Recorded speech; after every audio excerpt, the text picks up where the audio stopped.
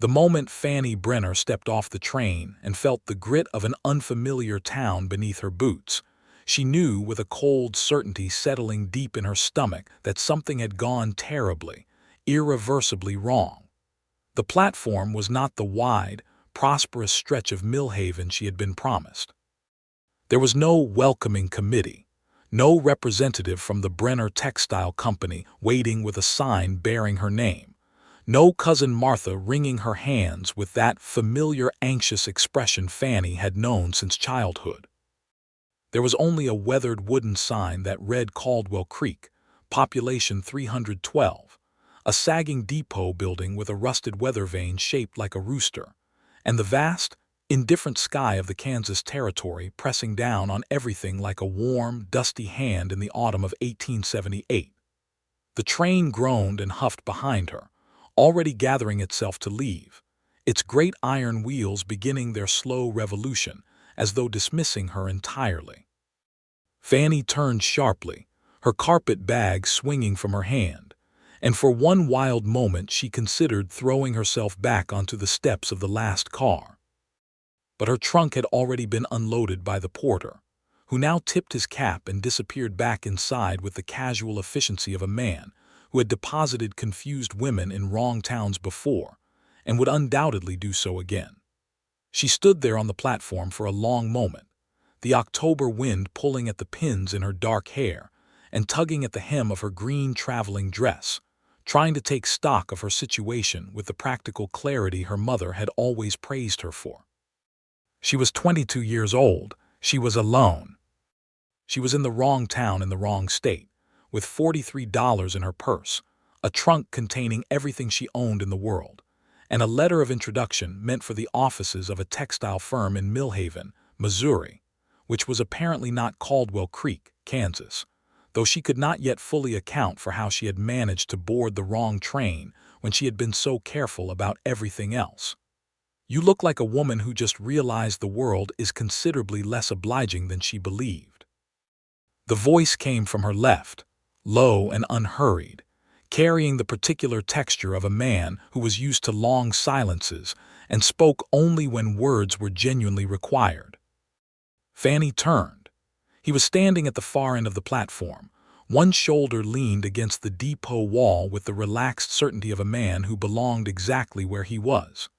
He was tall, broad through the chest and shoulders in the way of men who worked with their bodies, with dark hair that curled slightly at the collar of a faded blue shirt and a jaw carrying 3 days of stubble. He wore a battered, wide-brimmed hat pushed back on his head at an angle that suggested it had been pushed there in a moment of thought and never corrected. His eyes, she noticed even from a distance, were the gray-green of sage after rain, and they were looking at her with an expression that was curious but not unkind. His name, though she did not yet know it, was Samuel Carver, and he had been standing on this platform for 40 minutes waiting for a shipment of fence posts that had apparently also arrived somewhere other than Caldwell Creek. "I appear to be in the wrong town," Fanny said, because there was no point in pretending otherwise. She had never seen much merit in pretense, which had always made her something of an inconvenient daughter to her mother in Cincinnati. He pushed off the wall and walked toward her, unhurried, hands loose at his sides. Up close he was even taller than she had estimated, with a breadth about him that was not threatening but simply present, the way a good oak tree is present. He looked at her trunk, at her carpet bag, at her traveling dress with its city cut and its slightly wilted ribbon at the collar, and then at her face with those quiet gray-green eyes. "Where were you trying to get to?" he asked. "Millhaven, Missouri," she said. "I boarded what I believed to be the Missouri Pacific line at St. Louis." Something moved across his face that was almost a smile. "That would be the trouble. Missouri Pacific doesn't come through here. You're on the Atchison, Topeka, and Santa Fe line." Fanny felt the particular sensation of someone who has been competent their entire life suddenly confronting evidence to the contrary. "The ticket agent in St. Louis directed me to Platform 7, she said, more to herself than to him. Platform 7 was apparently the wrong platform. "It happens more than you'd think," he said, and there was nothing condescending in it, just plain honesty. Caldwell Creek isn't a bad place to find yourself by accident. It's got a hotel, a telegraph office, and Mrs. Harding's boarding house if you'd rather not pay hotel prices. He paused. I'm Samuel Carver. I run the Carver Ranch about 4 miles east of town. Fannie Brenner, she said, and held out her hand the way she had always done, direct and businesslike, which sometimes surprised men who expected otherwise. Samuel Carver shook it without apparent surprise, his hand warm and calloused and careful with her smaller one.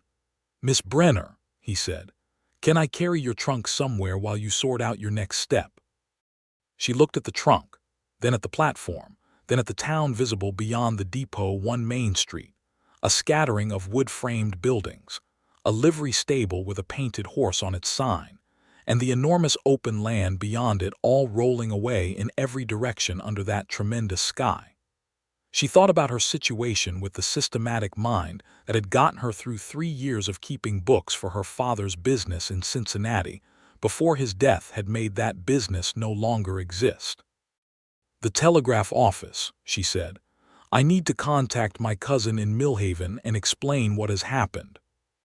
It's 2 buildings down from the depot, Samuel said, and picked up her trunk as though it weighed nothing, which it absolutely did not. The town of Caldwell Creek had the particular character of a place that was still deciding what it wanted to become. It sat near the Kansas border with Indian Territory, which meant it carried with it all the complicated, restless energy of a boundary place. Cattle drives came through twice yearly, leaving money and mud and occasional trouble behind them, and the surrounding land was being homesteaded by farmers who had come west with the Homestead Act, staking their claims against soil that was generous in good years and merciless in dry ones.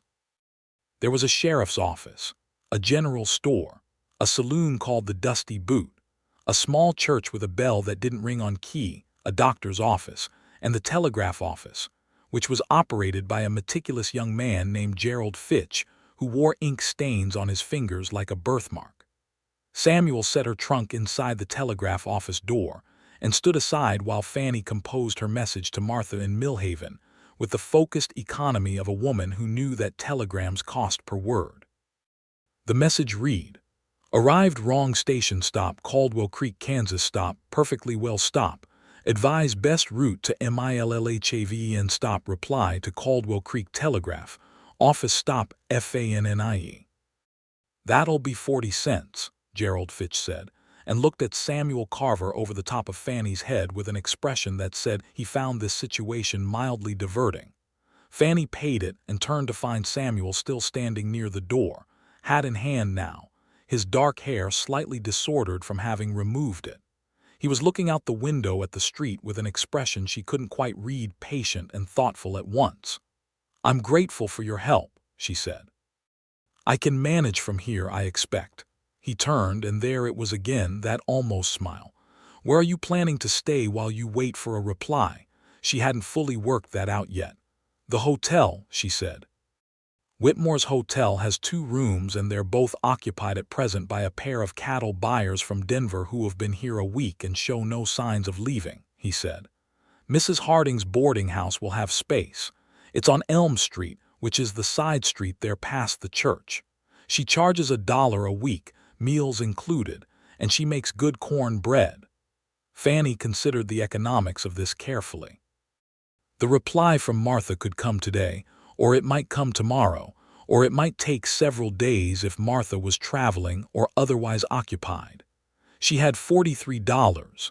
She could manage Mrs. Harding's boarding house with considerable time to spare, if necessary. Thank you, she said. That's practical advice. It's a practical situation, he said. He put his hat back on, settled it with one hand in a gesture she was beginning to recognize. I hope your cousin gets you sorted out quickly, Miss Brenner.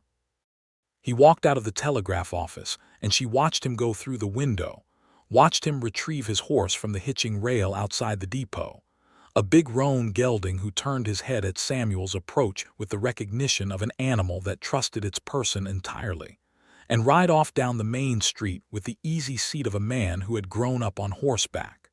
She stood there a moment longer than was entirely necessary. Mrs. Harding's boarding house was exactly what Samuel had suggested. Clean, modest, presided over by a compact woman in her 50s with silver hair pinned severely back, and sharp brown eyes that assessed Fanny in about 3 seconds and apparently found her acceptable. $2 in advance for 2 nights, Mrs. Harding said, and I serve breakfast at 7 and supper at 6, and I don't hold meals for latecomers.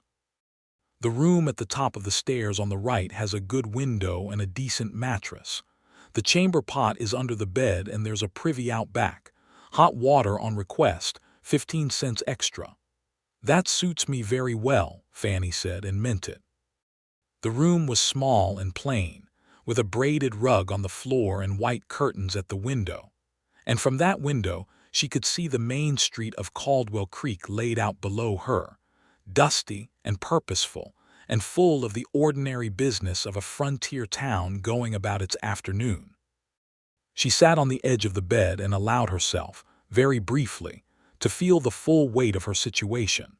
The job in Millhaven waiting for her, the modest but respectable future she had carefully constructed from the ruins of her father's death and her mother's remarriage to a man Fanny could not live under. The plan that had felt so solid in Cincinnati and now felt as substantial as chimney smoke. Then she straightened her back, unpacked what she needed from her carpet bag, and went downstairs to see if Mrs. Harding might have a basin of water for washing. The dining table at supper that evening held 5 people. Fanny, a traveling dry goods salesman named Mr. Potts, who talked about fabric prices for 40 minutes without drawing a full breath. A young schoolteacher named Agnes Lowe, who had arrived in Caldwell Creek 6 months ago, and had the bright, slightly battered look of someone who had discovered that teaching frontier children was more demanding than the teacher's college in Philadelphia had led her to expect. A quiet older man named Hector Vane, who repaired leather goods and said almost nothing. And to Fanny's mild surprise, Samuel Carver. He looked up from his place at the end of the table when she came in, and nodded once, and went back to his corn bread. Agnes Lowe patted the chair beside her, and Fanny sat down. "Are you the woman who got off the wrong train?" Agnes asked, with the directness of someone too tired from wrangling 20 children all day to bother with social circumnavigation. "Gerald Fitch already told half the town. Word travels efficiently here," Fanny said. "There's not much else to do with it," Agnes said cheerfully. "I'm Agnes Lowe, schoolteacher. Have you got a trade? We could use someone who can keep accounts. The mercantile owner, Mr. Daly, is a disaster with numbers." "I've kept books," Fanny said, "but I'm only passing through." "Everyone who's only passing through either leaves in 2 days or stays forever," Agnes said. "That's the thing about Caldwell Creek. It has opinions about people." Fanny glanced down the table and found Samuel Carver looking at her again, briefly, with an expression she could not interpret before he returned his attention to his supper. She learned, in the way that one learns things at boarding-house tables, that Samuel Carver had ranched the land east of town for 6 years, since he was 24, having come to Kansas from Missouri after the war had taken his father and left the family farm to creditors. He had been in Caldwell Creek long enough to be considered a fixture, respected for running a clean operation, known for paying his debts promptly and not causing trouble at the Dusty Boot. Agnes Lowe provided most of this information with the casual generosity of someone who had memorized the town's facts the way a careful traveler memorizes a map.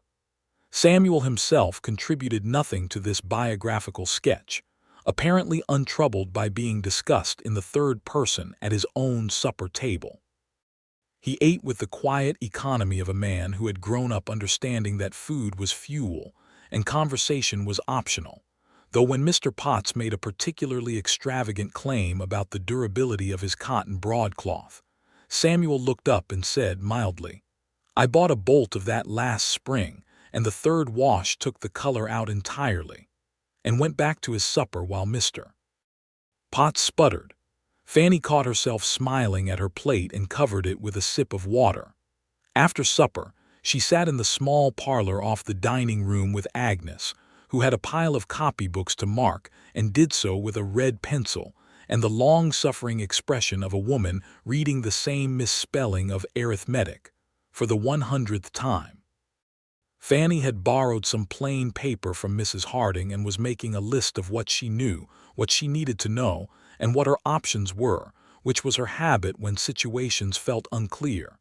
Samuel came through the parlor on his way out, hat in hand, and paused. "Did you get a reply from your cousin?" he asked. "Not yet," Fanny said. "Gerald Fitch said he would send word to Mrs. Harding's if anything came before morning." He nodded. He stood for a moment as though he were going to say something else, and then didn't, and Fanny found herself oddly disappointed by this, which she immediately recognized as an irrational response to a man she had met 4 hours ago. "Good evening, Miss Brenner," he said. "Good evening, Mr. Carver," she said, and watched the door close behind him. "He eats here 3 nights a week," Agnes said, without looking up from her copybooks. "Has done for 2 years. He can cook perfectly well, he just doesn't like eating alone, I think, though he'd never admit that because admitting you're lonely is apparently against some code that men in Kansas are born knowing. He seems very self-contained," Fanny said carefully. "He lost his wife 4 years ago," Agnes said, and her voice was gentle now, the professional brightness dimmed. "Fever. They'd only been married 8 months. Her name was Clara. He doesn't talk about it, but everybody knows." The silence in the small parlor was tender with this information. "He's a good man," Agnes added. "The best kind, actually, the kind who doesn't announce it." Fanny looked at the list she had been making and found she had written nothing on it for the last 10 minutes. The reply from Martha came the following morning, not with the news Fanny had hoped for, but with news that was honest, which she supposed she had to respect even while resenting it.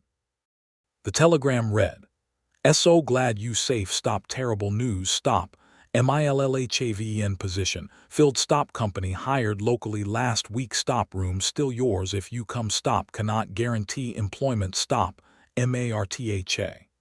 She stood in the telegraph office reading this telegram 3 times, each reading confirming that its contents did not improve with repetition.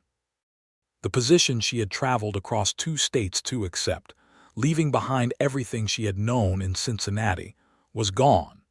It had been given to someone else while she was still in transit, apparently without anyone thinking to telegraph and tell her, which was the kind of thing that could make a person lose faith in human consideration if they let it. She folded the telegram carefully and put it in her pocket. She walked out of the telegraph office into the bright, indifferent October morning and stood on the boardwalk for a moment, feeling the sun on her face and the wind in her hair and thinking. The options, as she reviewed them, were as follows. She could go to Millhaven anyway and live on Martha's charity while she looked for another position, which her pride resisted with considerable force. She could go back to Cincinnati, which would mean going back to her mother's house and her mother's new husband, which was not an option she could face. She could stay where she was, which was a town she had arrived in by mistake and knew no one in, and try to make something of nothing, which was either brave or foolish and probably both. Agnes Lowe's casual observation at the supper table came back to her. "We could use someone who can keep accounts. Mr. Daly is a disaster with numbers." She turned and walked toward Daly's Mercantile, which she had noticed the previous evening between the post office and the saddle maker, with its painted sign and its broad front porch where a barrel of crackers and a display of rope sat in the morning light.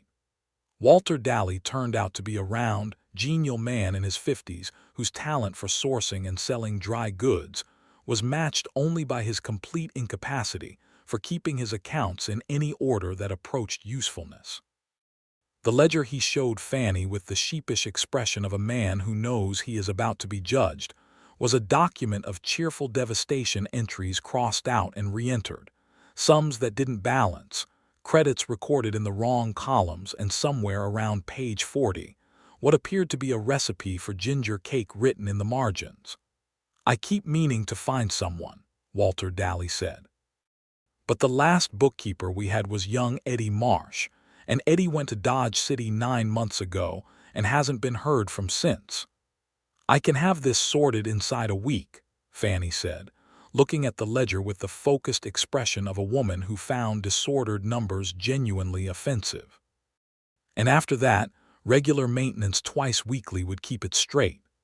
What would that cost me? Walter asked.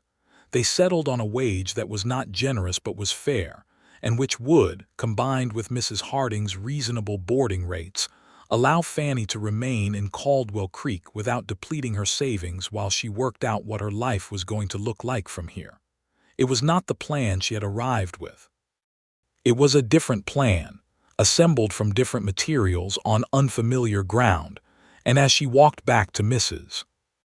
Harding's with the Daly Mercantile Ledger tucked under her arm, she noticed that the October sky above Caldwell Creek was a particular shade of blue that she had not seen anywhere else, deep and clear and enormous, and that the cottonwood trees along the creek at the edge of town had gone gold, and that the whole landscape had a kind of raw, unpretentious beauty that was nothing like Cincinnati, but was not, she was beginning to understand, nothing.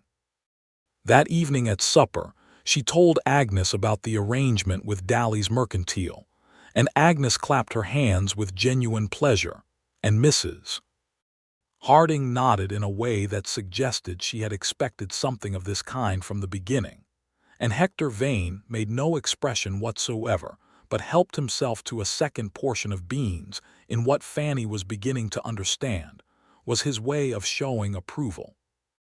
Samuel Carver arrived at the table slightly late, having, Agnes whispered, been delayed by a situation involving a fence and a neighbor's cattle, and he sat down and looked around the table and then at Fannie with a question in his expression.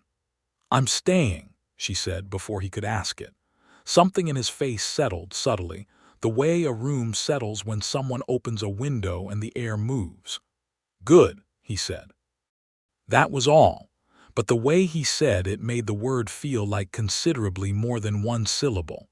The first weeks in Caldwell Creek passed in a way that Fannie had not expected, with purpose. The Daly Mercantile Ledger, once she had spent 4 days working through it with the systematic determination of an archaeologist excavating something important, revealed that Walter Daly was in better financial health than his records had suggested, that he had been chronically undercharging several of his regular customers due to arithmetic errors, and that 3 accounts receivable had gone uncollected for so long that 2 of the debtors may have forgotten they owed anything at all.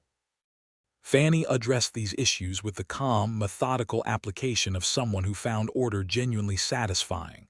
Walter Daly looked at her corrected ledger with the wonder of a man beholding a miracle in a practical form. "Miss Brenner," he said, "you are a remarkable woman." "I am a competent bookkeeper," she said, "which is what you required." "Same thing, far as I'm concerned," Walter said. She was settling into the rhythms of the town in the way that people settle into unfamiliar rhythms, gradually, without entirely noticing the process. She knew which end of the main street caught the morning light first, and which boardwalk plank in front of the post office would turn an ankle if you weren't paying attention, and that Sheriff Brendan Hayes, a weathered man of 50 with a handlebar mustache and a remarkably calm disposition, took his coffee at the Dusty Boot every morning at 7 regardless of whether anything requiring his attention was happening, because, as he once explained to Fannie when she asked, "Nothing that needs doing gets done better if I skip my coffee." She knew Agnes Lowe's schedule of quiet desperation, the rhythms of Mrs. Harding's household, the particular sound the telegraph key made when a message was coming in as opposed to going out. And she was becoming, without having planned it, part of the place in the way that a rock dropped in water becomes part of the water's history. She was also, without having planned it, becoming increasingly conscious of Samuel Carver. He was at Mrs. Harding's 3 nights a week, reliably, with the consistency of a man whose habits had long since calcified into character. He helped Mrs. Harding carry wood for the stove on cold mornings when he was in town, and seemed unaware that this was in any way remarkable. He argued, quietly and without heat, with the cattle buyers who passed through about the ethics of overstocking the open range, and was usually right about the facts if not always persuasive about the conclusions. He once, on a Tuesday afternoon when Fannie was returning from Daly's Mercantile, stopped his horse in the street to help an elderly Mennonite farmer whose wagon wheel had come loose, and spent 20 minutes in the dirt without any apparent concern for his clothes, and then tipped his hat to the farmer's wife and rode on. She watched all of this with the quiet attention of a woman who is trying very hard not to let herself become interested in a man, and is failing at it in a way that is becoming difficult to ignore. The evening in late October that changed the quality of things between them arrived without announcement, as such evenings generally do. Fannie had stayed late at Daly's Mercantile, working through the quarterly inventory, and the evening had come on quickly the way October evenings do in Kansas, the light going from gold to amber to a sudden, absolute dark in the space of what felt like minutes. She was walking back to Mrs. Harding's along the main street with a lantern borrowed from Walter Daly when she heard something that stopped her, a sound that resolved, as she listened, into a man's voice, low and strained, coming from the alley beside the feed store. She was not by nature a woman who walked into alleys in the dark, but something in the sound made her stop and raise the lantern, and in the wavering circle of its light she saw Samuel Carver sitting against the feed store wall with his knees drawn up and his hat on the ground beside him and his head bowed. "Mr. Carver," she said. He looked up, and in the lantern light she saw that his expression had none of its usual contained quality. He looked simply tired in a way that sleep couldn't fix, the kind of tired that comes from carrying something for too long. "Miss Brenner," he said, and his voice was steady but there was something beneath it. "You shouldn't be in an alley after dark." "Neither should you," she said, which was not particularly sympathetic but was true. She came a little closer and crouched down, setting the lantern on the ground between them. Up close she could see that he was not hurt, not in any physical way. There was no blood, no sign of a fight. He just looked hollowed out. "It's the anniversary," he said, after a silence in which she had been trying to decide whether to ask or wait. "Of Clara." "I thought by now it would," he stopped, started again. "4 years. It doesn't knock me over the way it did the first year, but sometimes it still catches me sideways." "That seems very reasonable," Fannie said quietly and meant it. She did not say anything else for a moment, understanding that silence could be a kindness. The night settled around them, full of cricket sounds and distant cattle sounds and the low pulse of the Dusty Boots piano 2 streets over. The lantern light made a small, warm world between them. "She would have liked this town," Samuel said after a while, "or she would have hated it and wanted to go back east, one of the two. I never quite knew which she'd have chosen. She was unpredictable that way." He paused. "I loved that about her. She sounds like a person who was genuinely herself," Fannie said. He looked at her with an expression that was surprised and grateful at once. "Yes," he said, "that's exactly right." He got up off the ground and she rose with him and he picked up his hat and dusted it off. When he looked at her in the lantern light, something had shifted between them. Some membrane that had kept them at a cordial, ordinary distance had thinned to almost nothing. "Thank you," he said, "for not saying anything mending." "Mending?" "The things people say when they think they should say something useful. Time heals all and she's in a better place and you're still young." He put his hat on. "I've had 4 years of mending things said to me. You just said something true. I'm grateful." They walked back to Mrs. Harding's together through the dark street, the lantern swinging between them, and did not say much, but the silence had changed its character entirely. November came to Caldwell Creek with a sharpness that had nothing to do with winter yet, and everything to do with the particular clarity of the plains in the season's turning. The sky was higher and bluer than Fannie had believed sky could be. The prairie grass went amber and rust, and the mornings had a bite to them that made the coffee at Mrs. Harding's table feel like a physical comfort rather than a habit. Fannie had, by now, made herself genuinely useful in ways that extended beyond Dally's mercantile. She had, at Agnes Lowe's tentative request, begun spending 2 evenings a week at the schoolhouse helping the older children with arithmetic, which she found unexpectedly satisfying in the way that teaching things you understand well is always satisfying. She had helped Mrs. Harding organize her household accounts, which had led to Mrs. Harding reducing Fanny's boarding rate with the matter-of-fact generosity of a woman who would not be thanked for it and would not thank herself for it either, but simply adjusted the numbers and moved on. She had become, she realized one afternoon, no longer a visitor to Caldwell Creek. She was a resident, with regular obligations and particular friendships, and a place at the table in the literal and figurative sense. What she had not done, and was acutely aware of not doing, was say anything to Samuel Carver about the quality of her feelings for him, which were becoming impossible to dismiss as simple regard for a helpful acquaintance. They talked regularly now, in the evenings at Mrs.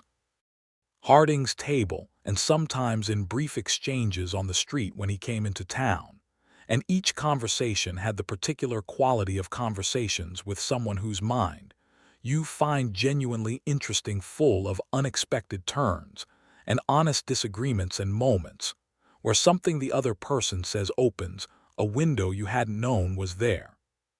He had strong opinions about land management that were at odds with the prevailing ranching philosophy of running as many cattle as the open range would accommodate, arguing instead for something more careful, and considered that he had read about in an agricultural journal from England, of all places. He had read extensively, in the way of self-educated men in isolated places who have long winters and a hunger for the world that their circumstance can't quite satisfy, and he could discuss Darwin and Mark Twain and the implications of the recent Reconstruction amendments with equal comfort. He was funny, in a dry, quiet way that required attention, the kind of humor that didn't announce itself and was therefore more satisfying when you caught it. And he was kind. Not demonstratively kind, not the kind that performs itself, but the steady, habitual kind that is so embedded in character that the person exhibiting it doesn't notice they're doing it. When old Mrs. Pettigrew, who lived alone in a small house at the edge of town, was ill for a week in November, Samuel brought firewood twice without being asked and without mentioning it, and Fanny only knew because she happened to see him from Mrs. Harding's front window at 7 in the morning, stacking wood with methodical efficiency in the cold gray light before riding back to his ranch. She watched him ride away that morning and thought about what Agnes had said in the first week, the best kind of good, the kind that doesn't announce it. The evening of the first significant frost, Samuel knocked at Mrs. Harding's front door after supper and asked, with a slightly different quality than his usual self-contained ease, whether Fanny might like to walk out for a little while. Mrs. Harding, who was making tea in the kitchen and had the hearing of a woman who had raised 5 children and kept a boarding house for 15 years, said nothing, but her silence had a particular texture that suggested she was exercising considerable restraint. Agnes from the parlor said without looking up, "My shawl is on the hook by the door, Fanny, if you need it. It's cold tonight." Fanny took the shawl. They walked down the main street toward the creek at the edge of town, where the cottonwood trees had lost most of their leaves now and stood against the cold sky like the bones of something beautiful. The first frost had stiffened the ground and laid a faint white glitter over the grass, and the creek was still moving, dark and quick, catching the light of the 3/4 moon. They stood at the edge of the creek bank for a moment in a silence that had come to feel, between them, like a very comfortable room. "I've been thinking," Samuel said, and stopped and started again. "I've been thinking about what you said that night in the alley, about Clara being genuinely herself." "Yes," Fanny said carefully. "I think I've been—" He turned his hat in his hands, a gesture she had come to recognize as the thing he did when he was working through something that mattered. "I think I've been understanding that grief is not the same as loyalty. That one can end and the other continue. I wasn't sure of that for a long time." The creek moved below them, dark and unhurried. "That seems like a hard thing to work out," Fannie said. "It is," he said, "but I think I've worked it out." He looked at her then in the moonlight and the cold, clear dark, and his expression had nothing contained in it at all, for once. It was just open. "Fannie," he said, and it was the first time he had used her given name without the formal prefix, and the sound of it in his voice was startling and right at once. "I don't know exactly how to do this correctly. I haven't done it in a long time, and I wasn't entirely graceful at it the first time either." He paused. "But I would very much like to know if you might be open to my company. More deliberately, I mean, than supper at Mrs. Harding's 3 nights a week." She looked at the creek for a moment, because looking at the creek felt safer than looking at him while she sorted out what she wanted to say. The frost lay over the grass like a blessing. The moon was very bright. "Mr. Carver," she said. "Samuel," he said, "please." "Samuel," she said, and then she did look at him because it seemed important to look at him for this. "I arrived in Caldwell Creek by mistake. I had a plan, and the plan fell apart, and I found myself in a place I had never heard of with $43 in a trunk and no very clear idea of what to do next. And I have thought many times about what it would mean to stay, whether it would be brave or foolish. And I've decided that distinction matters less than I thought it did." She paused. "I would like very much to know you better, more deliberately than supper 3 nights a week." The smile that came across his face then was not the almost smile she had been cataloging since that first day on the platform. It was a full, genuine, uncalculated thing, and it changed the whole structure of his face, and it was, she thought, one of the finest things she had ever seen. "All right," he said. "Good. And then after a moment, I'm glad you got on the wrong train." "I got on the wrong platform," she corrected, because accuracy mattered even in moments of romantic significance. The train itself was going exactly where it was supposed to go. He laughed then, a real laugh, warm and unguarded, and the sound of it went up into the cold night air and dissolved into the extraordinary sky. They walked back to Mrs. Harding's through the frost-stiffened streets, not quite touching, but close enough that the air between them was warm with the particular warmth of something new and good, and not yet fully expressed. He left her at the front door with a quiet good night, and she went inside to find Agnes and Mrs. Harding both very carefully occupied with the books they had been reading before Fannie and Samuel left, and both of them wearing expressions of elaborate innocence that didn't fool anyone. "Good walk," Agnes said, turning a page she had demonstrably not been reading. "Very pleasant," Fannie said, and went upstairs to her room and lay on the bed in the dark with the cold, clear moonlight coming through the curtains, and felt, for the first time in a long time, as though things were settling into a shape she could live inside. What followed was a courtship that had the quality of 2 careful people discovering each other with the deliberate pleasure of an exploration. Each new thing learned a gift rather than a duty. Each shared afternoon an addition to something being built together without either of them having drawn the blueprint. Samuel rode into town on Sunday afternoons, when the ranch's most pressing work was done, and took Fannie for drives in his wagon through the wide country east of Caldwell Creek. Country she was learning the particular character of the low hills, where the wind came through the grass with a sound that was both lonely and companionable. The dried creek beds that ran with surprising purpose after rain, the endless horizon that she had found intimidating at first and now found bracing, like cold water on a warm face. He showed her the ranch on a Sunday in mid-November, 4 miles out from town, a modest operation by the standards of the big cattle outfits, but well-run and clearly loved. A long, low ranch house of good Kansas limestone, a barn recently repainted, a kitchen garden put to bed for winter, 3 working hands who lived in the bunkhouse and treated Samuel with the matter-of-fact respect of men who had found a fair employer and recognized it.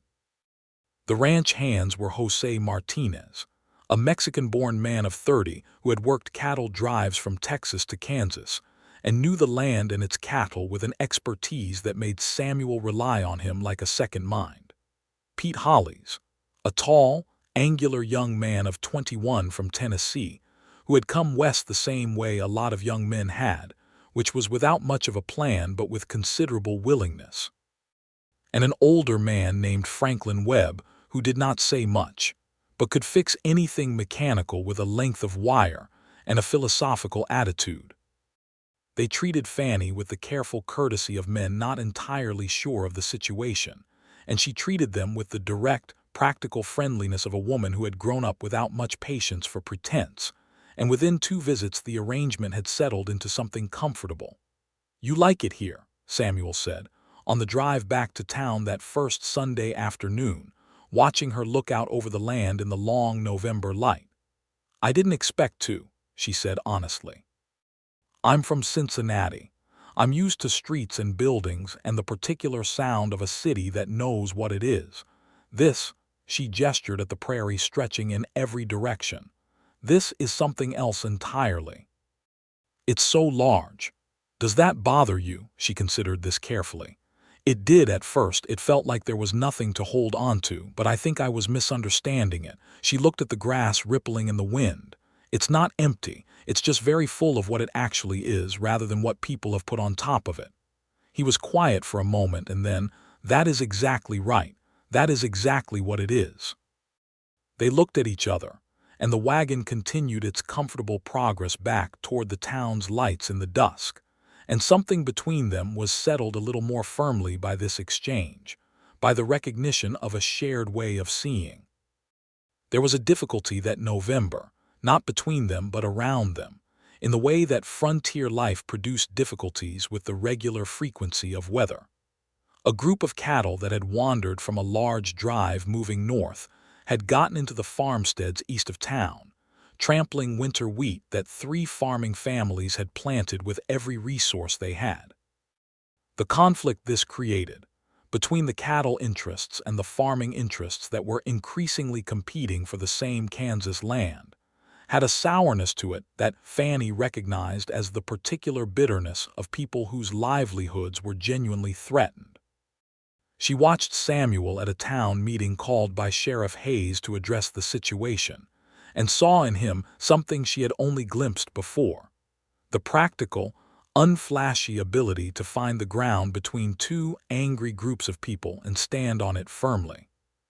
He acknowledged to the farmers that their loss was real, and that restitution was owed, and he argued to the representative of the cattle drive's owners, a hard-faced man named Dorset who clearly expected to be argued with aggressively, and was momentarily disoriented by being argued with reasonably, that paying for the damaged wheat was both legally required and practically wise, since the goodwill of the farming community was something the cattle trade would need as the state filled up with settlers.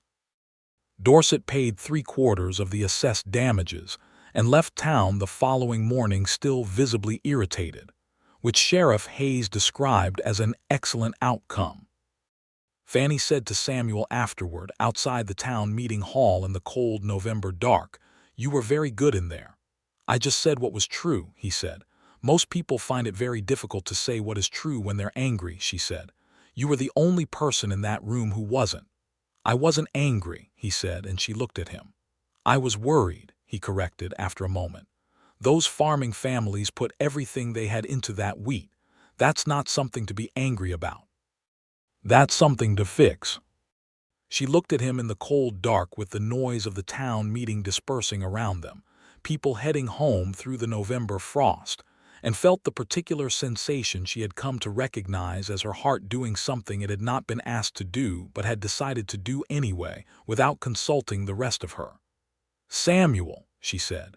"Yes," he said. "I think I'm falling in love with you," she said, because she was not a woman who had ever found indirection useful, and she was not going to start now. The silence that followed was approximately 3 seconds long, which felt much longer. "Fanny," he said, and his voice had gone very quiet and very certain. "I think I fell in love with you on the 2nd day, when you looked at Dally's ledger with that expression on your face." "What expression?" she asked. "Like it had personally offended you," he said, "and you were going to set it right if it took all year." She laughed, and the laugh dissolved the careful tension of the moment into something warmer and more ordinary, and he stepped forward and took her hand, and they stood there in the cold November night holding hands for the first time, which was completely unremarkable and also one of the most significant moments either of them had experienced in a very long time. December in Caldwell Creek was harder, colder, and less forgiving than November, and Fannie found that the plains winter had a character all its own. Not the wet gray cold of Ohio, but a dry, brilliant cold that made the air taste like metal and turned the sky to a blue so deep it looked almost purple at noon. She had acquired, from Mrs. Harding's recommendation, a heavy wool coat from Daly's Mercantile that was not fashionable but was warm, and she had added to her wardrobe a pair of practical boots that would have appalled her mother and were the most useful things she owned. She and Samuel had settled into a courtship that was known to the whole town and received with the particular warmth that a small town reserves for love affairs it has been privately hoping for. Agnes Lowe was unreserved in her delight. Mrs. Harding expressed satisfaction by serving Samuel a larger portion of pie on the evenings he dined at the boarding house, which was her particular idiom of approval. Even Hector Vane, the leather repair man, looked up from his supper one evening to observe that Carver seemed less grim than he used to be, which was, from Hector, practically a poem. Walter Daly told Fannie over the ledger one afternoon that Samuel Carver was the best neighbor a man could have, and also that he had put more than $20 into the collection for the new church bell, and said this with the clear implication that a man who contributed generously to church bells was a man of good character. Fannie received this information with the composure of a woman who already knew it and didn't need bells to prove it. On a Sunday afternoon in mid-December, Samuel took her to the top of the low hill east of his ranch, from which, on a clear day, you could see what felt like half of Kansas laid out around you in every direction, the land going brown and gold and gray under the winter sky, the creek a dark thread through it all, and Caldwell Creek itself a modest cluster of buildings and smoke at the distance that made it look very small against the immensity of everything else. "I've been thinking about what you said," Samuel said, "about Cincinnati, about having a plan." "I've had that thought many times," Fannie said. She could feel the cold through her wool coat, bracing and clean. "Have you?" He turned his hat in his hands, and she recognized this gesture now with great fondness, recognized it as the thing he did when he was about to say something that mattered very much to him. "Have you entirely given up on going east? I don't want to assume. I want to know what you actually want." She thought about this honestly, in the way she always tried to think about important questions. She thought about Cincinnati and her mother's house and the plan that had dissolved like sugar in water. She thought about the ledger at Daly's Mercantile and the children at Agnes's school working through arithmetic problems and the creek in the morning when the ice had formed at its edges overnight. She thought about this hill and this sky and the way his profile looked against it. "I think," she said, "that the things I was going to in Missouri were arrangements, and what I've found here." She paused. "This is not an arrangement. This is a life." She looked at him. "I don't want to go back east, Samuel." He looked at her for a long moment with an expression that was both resolved and tender, and then he said, "Fannie Brenner, I would like very much to marry you, if you're willing." The wind came over the hill and moved through the dry grass with a sound like a held breath releasing, and the whole enormous sky pressed down warmly, and Fannie felt the full absurdity and perfection of having ended up here by getting on the wrong platform in St. Louis. "I am absolutely willing," she said. He reached into the pocket of his coat and produced a ring that he had clearly been carrying for some time, because it was warm from being close to him. A simple band with a small garnet that caught the winter light with a deep red glow. He had, she would learn later, ridden to Wichita 3 weeks prior specifically to purchase it, which Agnes Lowe, who had known about this excursion for its full duration, and said nothing to Fannie with heroic self-restraint, regarded as one of the most romantic things she had ever personally witnessed.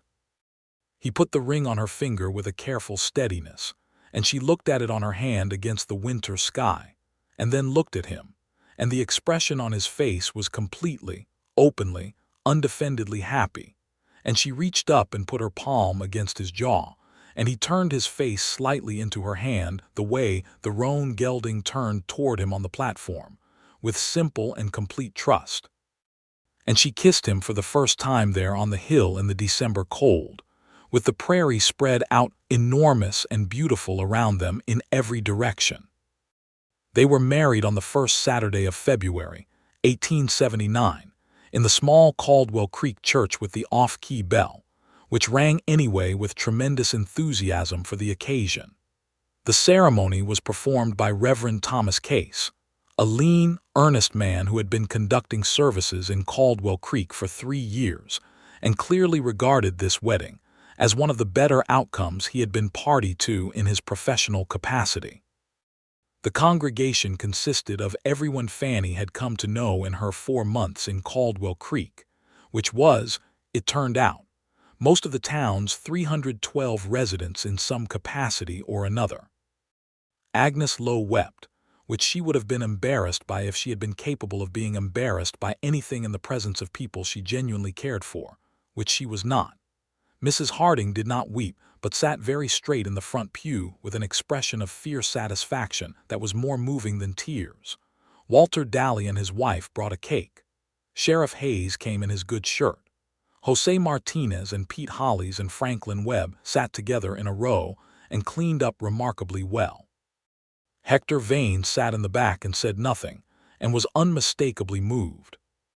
Martha had written, in response to Fannie's letter explaining the extraordinary turn events had taken, a letter that managed to be simultaneously incredulous, delighted, and vaguely competitive about the fact that Fannie had found a husband by getting on the wrong train, which was, Martha wrote, entirely typical of Fannie, who had always managed to make accidents work in her favor.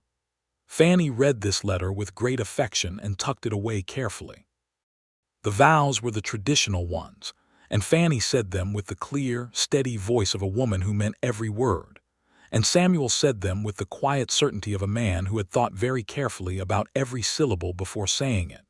And when Reverend Case said that Samuel could kiss his bride, Samuel did so with a gentleness that made Agnes Lowe cry harder and made the whole church feel, just for a moment, like a very warm place.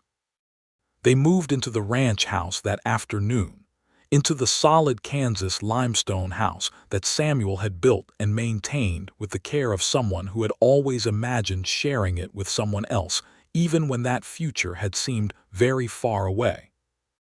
Fannie looked at its practical rooms, the parlor with its good fireplace, the kitchen with its wide iron stove, the bedroom with its window that looked east over the ranch land, the spare room that was not currently anything but had good potential, and felt the distinct sensation of a key fitting a lock. She put her things away in the drawers and closets that Samuel had cleared with the same methodical thoroughness he applied to everything, and she hung the green traveling dress she had been wearing when she stepped off the wrong train in the back of the wardrobe, with a feeling that was half sentimentality and half affection for the specific chain of misfortune and fortune that had brought her here. The spring of 1879 was, according to the older residents of Caldwell Creek, one of the better ones in recent memory. Sufficient rain, no late frost to kill the kitchen gardens, the creek running full and clear through May. Fannie's work at Daly's Mercantile continued and expanded, because Walter Daly, having experienced the particular relief of well-kept accounts, had no intention of returning to his former arithmetic chaos. She had also taken on the accounts for 2 other town businesses, Kellerman's Feed and Seed, and the Caldwell Creek Hotel, whose new owner, a brisk young woman named Ruth Ann Kellerman, no relation to the feed store Kellerman's. She was always very clear about this, had arrived from Denver in March, and immediately impressed everyone with her organizational energy. Life on the ranch had its own learning curve, which Fannie approached with the same systematic attention she brought to ledgers and arithmetic. She was not from agricultural country, and the rhythms of cattle ranching were new to her. The calving season in early spring, the particular anxious hope with which ranchers watched the sky through drought season, the way the ranch-hand relationships worked, the endless maintenance that a working property required. She learned these things with an interest that was genuine rather than obligatory, because the land had, somewhere between October and February, become hers in the way that a place becomes yours when you choose it rather than arriving in it by accident, and she found herself caring about it with a proprietary warmth she had not anticipated. She and Samuel settled into the rhythms of a shared life, with a comfort that surprised them both by arriving so quickly. The particular ease that comes from two people who were always honest with each other, finding that honesty in domestic life is exactly as convenient as it is in courtship. They disagreed, occasionally, with the honest forthrightness of two people who respected each other enough not to pretend otherwise, about things like how much credit to extend to a neighbor having a hard year, and whether the east pasture should be rested this season. These disagreements were short and resolved with practical compromise, and somehow made the general texture of the marriage richer rather than thinner. In June, Fannie wrote to her mother in Cincinnati, the first real letter she had written, having sent only the necessary factual communications since her arrival, and told the full story from the wrong platform onward. Her mother's reply, when it came 6 weeks later, was complicated in the way that her mother's feelings always had been. Proud of Fannie's practicality, uncertain about Kansas, quietly relieved that her difficult daughter had found a situation, and buried in the last paragraph like a thing she had almost not allowed herself to write, genuinely happy that Fannie sounded happy. Fannie read that last paragraph 3 times, then showed it to Samuel, who read it with the careful attention he brought to things that mattered to Fannie and said, "She loves you. She just doesn't know the grammar for it very well." "That is the most perceptive thing anyone has ever said about my mother," Fannie said. "Write her again," he said. "Tell her she's welcome here any time." Fannie wrote the letter. Her mother, as it happened, never made the trip to Kansas, being firmly anchored by temperament and by the second husband to Cincinnati, but the correspondence between them, once begun in earnest, continued warmly and regularly for years, which was in many ways better than a visit would have been. In the late summer of 1879, Fannie told Samuel she was expecting their first child. In the early evening after supper, when they were sitting on the porch of the ranch house watching the light change over the prairie in the long sunset hour, the sky going through every shade of orange and rose it possessed. She told him simply and directly, as she told him all things, and watched the news arrive on his face in a way that moved her deeply, a slow, wondering transformation, as though the full meaning of it was arriving in layers, each one more significant than the last.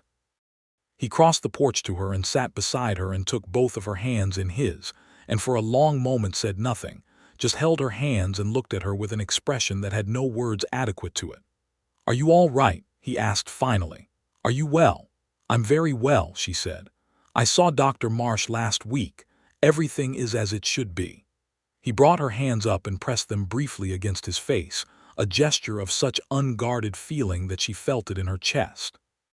"Fannie," he said against her hands. "Fannie." "I know," she said.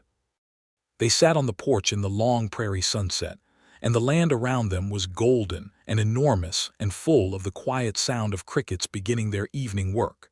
And the future felt, for the first time in a long time for both of them, like a thing to be walked toward rather than managed.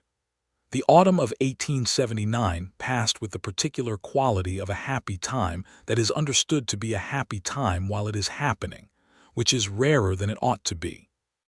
Fannie continued at Daly's Mercantile through October, because Walter Daly needed her, and sitting idle had never suited her temperament, and the work was not strenuous. Agnes Lowe had begun teaching Fannie to knit, which Fannie approached with the systematic optimism of someone who believes that any skill with a method can be acquired by applying the method correctly, and Agnes confirmed that this was theoretically true of knitting, while privately believing that Fanny's application of theory to yarn had a somewhat tense quality that yarns sometimes resisted. Mrs. Harding, who had been knitting since approximately the dawn of time, intervened in this pedagogical relationship, and within 2 sessions had Fanny producing something that looked like an actual sock rather than a mathematical diagram, which Agnes attributed entirely to Mrs. Harding having more patience, and Mrs. Harding attributed entirely to Agnes being too gentle with the needles. Samuel watched all of this with the warm, quiet pleasure of a man whose house had become, in less than a year, so thoroughly and naturally inhabited by happiness that he occasionally forgot it had ever been otherwise, and then remembered, and was newly grateful. Their son was born on a cold, clear February morning in 1880, exactly 1 year after their wedding, in the ranch house with Dr. Marsh in attendance, and Mrs. Harding present in the capacity of experienced, entirely calm practical assistance. He was a boy of considerable lung capacity and apparent opinions about the world he had arrived in, and Samuel held him in the kitchen while Dr. Marsh finished his work. And the expression on Samuel's face in that moment, the full, helpless, transforming love of a man holding his firstborn, was something Fanny, watching from the bed where Mrs. Harding had propped her up with pillows, would hold in her memory for the rest of her life as one of the finest things she had ever seen. They named him Thomas, for Reverend Case who had married them, and for the plain, solid quality of the name itself, which suited a boy born in a limestone house on the Kansas prairie. Thomas Carver came into the world with his father's gray-green eyes and his mother's direct, assessing stare, and from the very beginning had an expression that suggested he was taking inventory of his surroundings and finding them acceptable. Jose Martinez, upon being introduced to the baby during a ranch visit when Thomas was 3 weeks old, observed that the boy had a very serious look for someone his size, which was assessed as accurate by everyone who met him. Agnes Lowe became Thomas's devoted unofficial aunt, arriving on Sunday afternoons with copybooks and later with small cloth animals she sewed with unexpected domestic talent, and reading to him from picture books she ordered specially from a publisher in Philadelphia, with the matter-of-fact devotion of a woman who had decided this child was hers to educate from the very beginning. The town of Caldwell Creek grew, through 1880 and into 1881, in the modest but purposeful way of plains towns that were getting their footing, new families arriving to homestead, the railroad bringing goods and occasionally people, a second saloon opening, and then closing after Sheriff Hayes had caused to visit it 4 times in 6 weeks, a small schoolhouse expansion that Agnes supervised with enormous satisfaction. The cattle trade continued its seasonal pulse through the town, bringing money and dust, and the occasional Saturday night disturbance that Sheriff Hayes addressed with his characteristic combination of physical presence and mild, dispassionate conversation that diffused most situations before they required anything more dramatic. The question of the relationship between the cattle interests and the farming families remained a chronic tension on the Kansas plains, one that Samuel navigated with his consistent, practical fair-mindedness. He was a rancher, firmly, but he understood that the land was being claimed by multiple futures simultaneously, and that any arrangement that didn't accommodate this plurality was not going to hold. He attended town meetings, he argued his positions clearly, and he maintained the kind of relationships with his farming neighbors that allowed difficult conversations to happen without them becoming permanent ruptures. Fanny watched this and thought that, whatever Caldwell Creek became in the next decade, it was fortunate to have at its center a man who could hold multiple legitimate interests in his mind at once without requiring one of them to be villainous. In the spring of 1881, Fanny went back to work at Daly's Mercantile 2 mornings a week, having negotiated with Samuel a domestic arrangement that involved Mrs. Harding's neighbor, a competent and cheerful young woman named Della, watching Thomas during the work hours. The arrangement suited everyone, and Fannie found that the return to the ledger and the accounts had the satisfying quality of a skill re-engaged, the particular pleasure of a mind that likes useful work finding useful work to do. She had, over the preceding 2 years, also become a quietly significant figure in the town's informal social architecture, not in any official capacity, but in the way of a person who is trusted and clear-thinking and available when the occasion requires it. When the Kellerman family had a dispute with a neighboring homesteader over water rights, it was Fannie who sat with both parties and laid out the legal situation with the plain, unpanicked clarity that turned a potential feud into a negotiated agreement. When Agnes Lowe's schoolhouse needed a new roof, and the town fund was $40 short, it was Fannie who organized the collection with the cheerful ruthlessness of a woman who knows how to ask for things without making the asking feel like an imposition. Samuel watched all of this with the steady pride of a man who had always understood that he had married someone exceptional and was regularly presented with evidence confirming this assessment. Thomas learned to walk in the summer of 1881 with the particular determination of a child who has decided that this skill is going to be acquired immediately regardless of the opposition of gravity, and proceeded to apply this walking to getting into every corner of the ranch house and every reachable part of the yard with a systematic thoroughness that Fannie found simultaneously exhausting and endearing. He had his father's quiet nature, observing the world with those gray-green eyes before committing to action, but his mother's directness once committed. When Thomas Carver at 14 months decided he wanted something, he asked for it in the clear, emphatic syllables of a child who has not yet learned that indirect communication exists. On a Sunday afternoon in the fall of 1881, Fannie and Samuel sat on the porch in the long, warm light of the October evening, while Thomas slept inside, and the land around them had gone to the amber and rust of the season's turning, the same colors it had worn the day Fannie stepped off the wrong train in this town. 2 years ago, almost exactly. The same sky, the same immense prairie light, the same cottonwoods along the creek going gold. "Do you ever think about it?" Samuel asked. "About how it might have gone if you'd gotten on the right train?" Fannie considered this honestly. She thought about Millhaven and the textile company and the modest, respectable life she had been aiming for, a bookkeeper's wage, a rented room, the satisfaction of steady, useful work in a city large enough to have a concert hall and a proper library. "I think about it sometimes," she said. "It would have been a decent life, a useful one." She paused, "but it wouldn't have been this one." He took her hand, the way he had taken it that first full night by the creek, and she turned her hand over under his and held it back. "I'm glad about the wrong platform," she said. "So am I," he said, "every day." The prairie light shifted, long and gold across the grass, and the roan gelding was visible in the paddock below the porch, moving slowly and contentedly along the fence line. And inside the house Thomas was asleep in the small warmth of his crib, and the off-key bell of the Caldwell Creek church floated across the 4 miles of prairie air in the way it sometimes did on still evenings, the particular flawed note of a bell that rang its truth imperfectly but with great commitment. And both of them listened to it in the quiet and felt it for what it was. The winter of 1881 into 1882 was a hard one, the hardest since Fannie had been in Caldwell Creek, with early snows and temperatures that made the mornings on the ranch a careful exercise in keeping livestock warm and water from freezing, and the fires fed.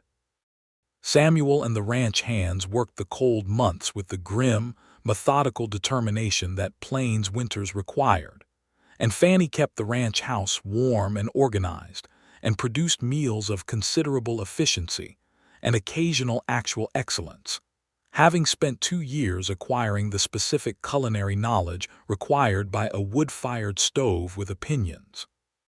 It was in this winter that Pete Hollis, who had been at the Carver Ranch for 3 years by now, and whom Fannie had come to regard with the affectionate protectiveness of someone older, and more settled for someone who was still finding his way, told Samuel over supper one February evening that he was thinking of going to the Montana Territory, where his brother had gone 2 years before to work a silver claim. Samuel listened to this with the straight-faced, careful attention he gave to all important communications, and then said that he was sorry to lose Pete, but that Montana was a man's decision to make, and he hoped it went well, and he would write a letter of reference that would get Pete taken on anywhere. Pete left in March, with his wages and the letter of reference and a pair of good wool socks that Agnes Lowe had knitted him, which she insisted on as though he were one of her students going home for the holidays. And Fannie watched him ride out in the early spring morning, feeling the particular tenderness for young men that comes from understanding that the world is very large and not reliably kind, and the courage it takes to go into it anyway deserves recognition. They hired a replacement hand in April, a young man named Caldwell, 20 years old, from Illinois, who had come west the way people came west in 1882, which was with a very general intention and a specific willingness, and who proved to have a particular gift for horses that made him immediately indispensable to the operation. Jose Martinez took Cal under his instruction with the patient authority of a man who has been doing a thing well for a long time and finds genuine satisfaction in passing it on. And by summer Cal was a functioning part of the ranch in the way that Pete had been, and the transition was complete. Fannie was carrying their second child through the summer of 1882, and this pregnancy, unlike the first, had a particular first-month difficulty that required her to rest more than she had any patience for, and to give up her mornings at Dally's Mercantile until October, which she found frustrating in the direct, uncomplicated way she found all inconveniences. Samuel navigated her frustration with the tact of a man who understood that sympathy for the frustration was more useful than suggestions about accepting it, and Mrs. Harding appeared at the ranch twice a week with food and her companionable, no-nonsense company, and Thomas, who was 2 years old and in the full energy of being 2, provided sufficient occupation to make extended bed rest thoroughly academic. By fall she was well again, and in November 1882 their daughter arrived with considerably less drama than Thomas had managed, arriving on a quiet Thursday evening while Samuel paced the length of the parlor, and Thomas slept through the whole event with magnificent irrelevance. She was a girl with Fannie's dark hair and, squinting in the lamplight, the suggestion of her mother's amber eyes, and Samuel held her with the same wondering expression Fannie had seen 2 years before, and Thomas, brought in to meet his sister the following morning, looked at her with the serious, assessing expression of a person who has not yet decided whether this development is acceptable. They named her Clara because it was time, and because the name was gentle and good, and because Samuel's eyes when Fannie suggested it had a particular quality of healing about them, not grief resolved but grief honored, the way you honor something beloved by carrying it forward into joy rather than sealing it away from it. Agnes Lowe cried at this news too, which was consistent. The years after that, 1883, 1884, into 1885, accumulated with the particular richness of years lived fully in a place you have chosen and chosen again every day. The Carver Ranch grew, modestly and sustainably, in the way Samuel had always managed it, not racing to put as many cattle on the land as it would physically support, but attending to what the land actually asked of it, which was a minority position in the ranching community, but which increasingly proved its wisdom as overstocked ranges in other parts of Kansas began showing the damage. He had correspondence with an agricultural college in Manhattan, Kansas, which had opened in 1863 under the Land Grant Act, and was read as something of an eccentric for taking their research seriously. But the east pasture he had rested in 1882 was producing noticeably better grass by 1884, and Jose Martinez, who had seen badly managed range from Texas to Montana, watched this with quiet satisfaction. Fannie expanded her bookkeeping work as the town's commercial life expanded to include 4 businesses by 1884, and had also, by this point, become the de facto organizer of the Caldwell Creek Community Fund, a small collective account that the town's residents contributed to for the purpose of helping families through bad seasons and covering community expenses that the municipal budget, such as it was, couldn't accommodate. She managed this fund with the same scrupulous accuracy she brought to commercial accounts, and the additional quality of knowing, personally and specifically, what each family she was potentially supporting actually needed, which made her a much more effective steward than a more detached administrator would have been. She and Samuel had, by 1885, become the kind of couple that a small town regards as one of its foundational institutions, not in a famous or dramatic way, but in the way that certain marriages are stable and warm at the center of a community's life, a known thing, a reliable thing, a thing that the town unconsciously depends on without necessarily articulating the dependence. When the Caldwell Creek Church finally had enough money to replace the off-key bell, it was the Carvers who organized the collection and the celebration, and the new bell's first ring on a clear Sunday morning in September rang out over the prairie with a clarity and evenness that made Agnes Lowe say it was the finest sound she had ever heard, and nobody contradicted her. Thomas started school in the fall of 1885, with Agnes Lowe as his teacher, which was a situation of some complexity given that Thomas had known Agnes his entire conscious life and had opinions about her authority that required delicate management. Agnes, who had been teaching for 8 years by this point, and had managed considerably more challenging personality negotiations than one serious-eyed 5-year-old with inherited stubbornness, managed it with the calm, warm firmness that was her professional signature. Thomas, for his part, was a very good student, because he had his mother's capacity for systematic attention and his father's patience with things that required working through, and by November Agnes had declared him one of the sharpest children she had taught, which Fannie received with the composed pleasure of a woman who had expected this, but still found it satisfying to hear. Clara, who was 3 in 1885, was an entirely different character from her brother. Where Thomas observed and then acted, Clara acted and then considered the implications, with the result that she was into everything, up everything, and on friendly terms with every animal on the ranch within a radius that expanded daily. Samuel found her climbing the fence of the horse paddock one October morning at an angle that was alarming and impressive in equal measure, and lifted her off with the patient resignation of a man who had learned that this daughter was going to require a different set of interventions than her brother. "She's going to be trouble," he told Fannie that evening. "She's going to be wonderful," Fannie said. "Those are the same thing," Samuel said. Frequently, she agreed. The cattle drives through Caldwell Creek had been diminishing through the early 1880s as the railroad extended further into Texas, reducing the need to drive cattle north to Kansas for shipping, and by 1885, the great era of the open cattle drives was in its last years, the era that had defined the Kansas plains for 2 decades, giving way to the new reality of fenced ranges and railroad access.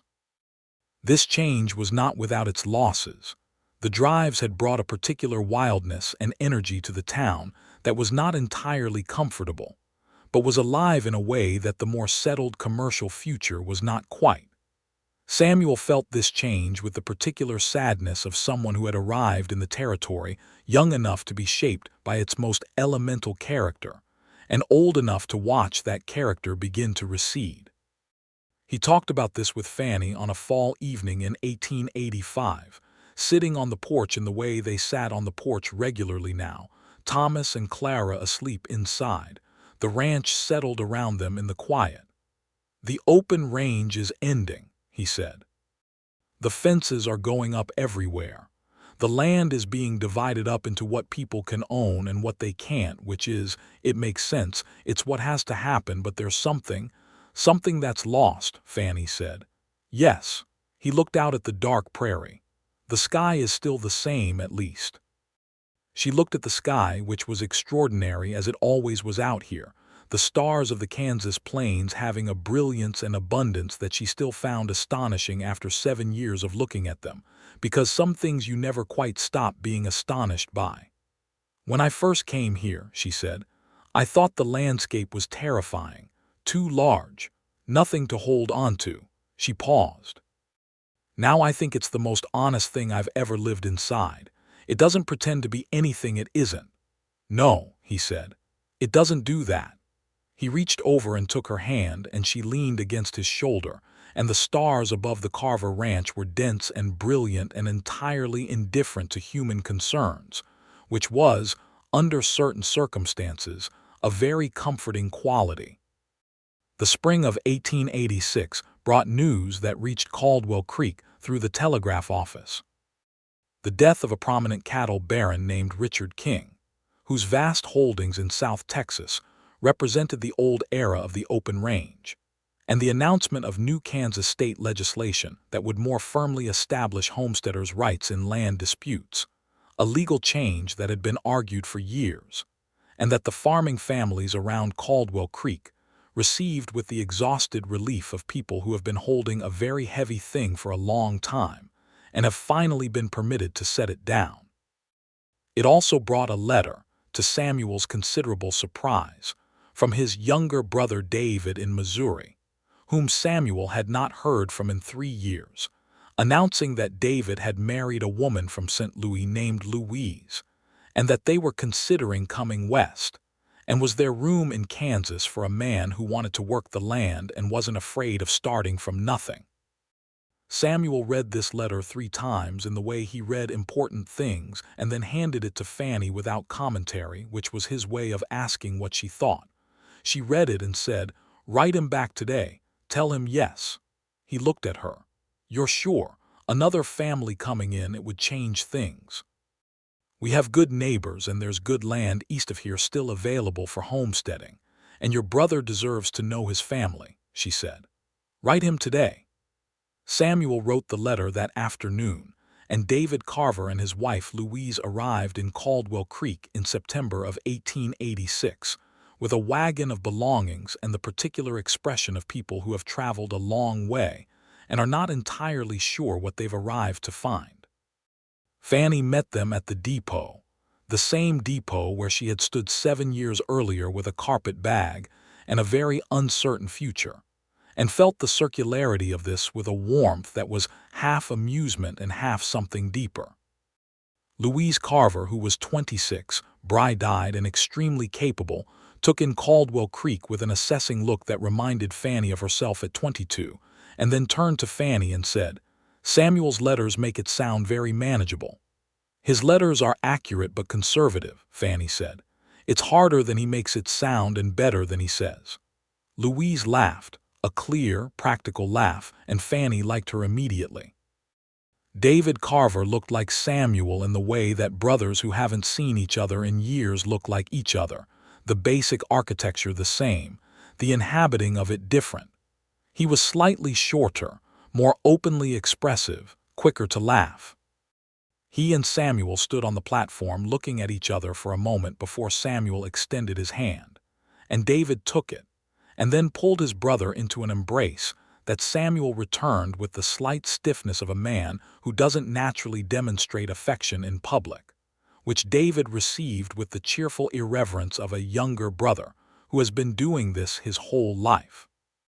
Thomas and Clara arrived at the depot having ridden with Jose Martinez, and Thomas extended a formal 5-year-old hand to his uncle with the gravity of someone executing a diplomatic greeting, and Clara immediately climbed David Carver like a small tree, which David received with the delighted surprise of a man who would shortly understand that this was simply how Clara operated.